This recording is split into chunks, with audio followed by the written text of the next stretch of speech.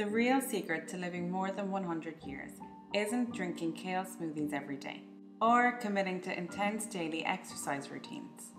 It's not a pill, a potion, or a mantra either.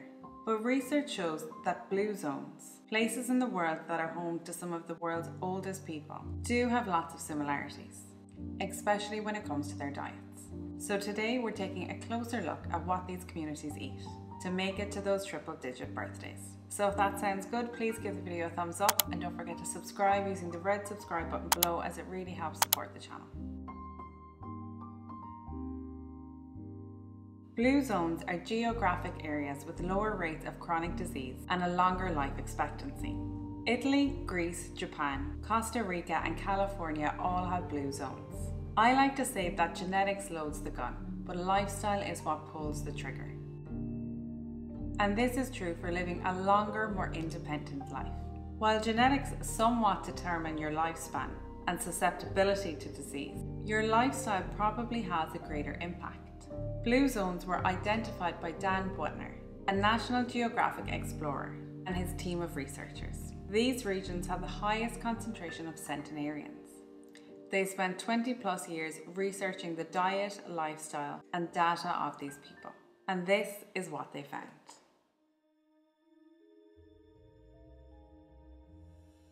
People who live in blue zones eat a diet full of whole plant foods. Their diets are predominantly plant-based, with meat and fish making up only a small portion of the diet.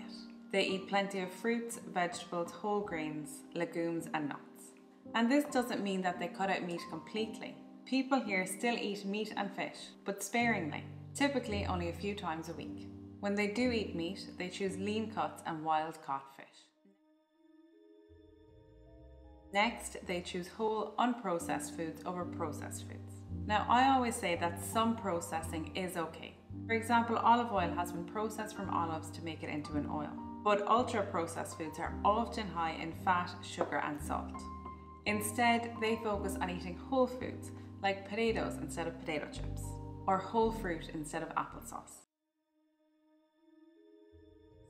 They also follow the 80% rule, which the people of Okinawan call Hari Haki Bu. And this means that they stop eating when they feel 80% full, rather than 100% full. And in Okinawa, this is more than just a saying, it's a way of life. The people here are taught from a young age to eat until they are satisfied but not stuffed. And this simple practice has been shown to have several health benefits, including reducing the risk of heart disease, cancer and stroke. It prevents them from overeating, which can lead to weight gain and chronic disease. They eat with others. And a lot of solid research shows that eating with others during shared family meals leads to healthier eating habits, particularly when it is started at childhood. People in the blue zones eat slowly and savor their food. They also avoid eating while distracted, such as watching TV or working on their laptop, which allows them to be mindful of their hunger and fullness cues. A number of studies have also shown that eating slowly can reduce hunger and increase feelings of satiety compared to eating rapidly. And this may be because the hormones that make you feel full only reach their maximum blood levels 20 minutes after you have eaten. Therefore, by eating mindfully with others and only until you are 80% full, you may eat in a more controlled way and feel fuller for longer. Another common trait shared by the people of the blue zones is they eat a diet full of healthy carbs. Dan Buettner found that 65% of dietary intake in the blue zones came from complex carbohydrates. This isn't surprising to me as a dietitian, as I know that carbohydrates are our body's primary fuel source, but we have been conditioned to fear them. This, however, is proof that you can live a long and healthy life by incorporating the right types of carbohydrates. That is the key here. Complex carbs like whole grains, quinoa, potatoes with their skin on, and sweet potatoes contain more fiber and protein than conventional carbs. And this means that they are less likely to cause a spike in blood sugar levels and more likely to help you feel fuller for longer. In fact, the simple boiled potato has been shown in a study to be one of the most satisfying foods after eating. Yet many people fear them.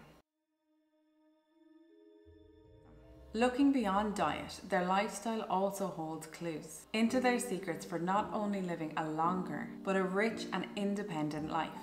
Because really, who wants to live to 100 years of age if you're stuck in a bed and unable to engage in these later years? In the blue zones, people don't exercise purposefully by going to the gym.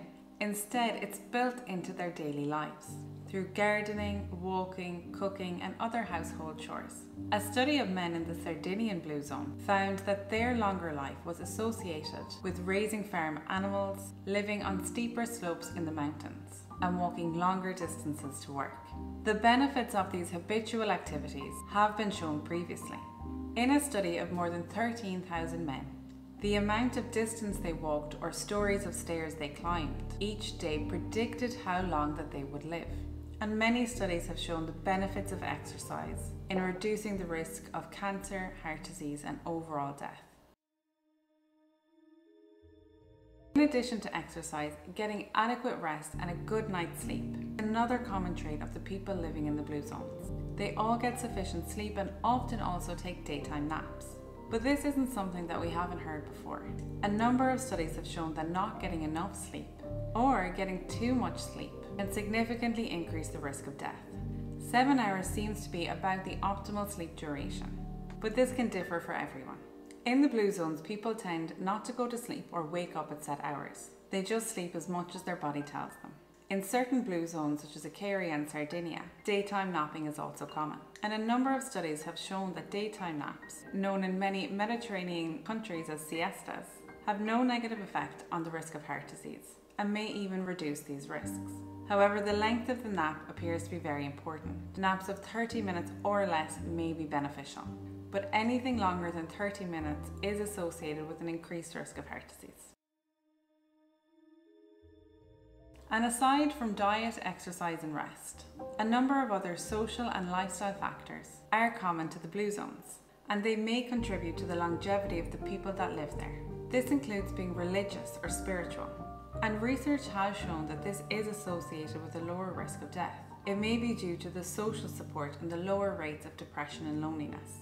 People in blue zones also tend to have a life purpose, otherwise known as an ikigai. And it has often been said that the secret to happiness is having a sense of purpose. It was also noted that older and younger people live together a lot more often in these blue zones, and grandparents often live with their children and their grandchildren. And studies have shown that grandparents that look after their grandchildren have a lower risk of death. The people of the blue zones also have a healthy social network, and I don't mean on their phones. You have ever heard before that you should compare yourself to the 5 people you spend the most time with, and that's a reflection of who you are. Your social network, called moi in Okinawa, can affect your health. If your friends are all obese, you are at a greater risk of also being obese, possibly through social acceptance of weight gain or poor eating habits. I hope you've enjoyed this video and it has given you some inspiration to make changes to your lifestyle in a bid to have a longer, more healthful and fulfilling life. Comment below and let me know if anything in particular stood out to you. As always, thank you very much for watching, and I'll see you again next week.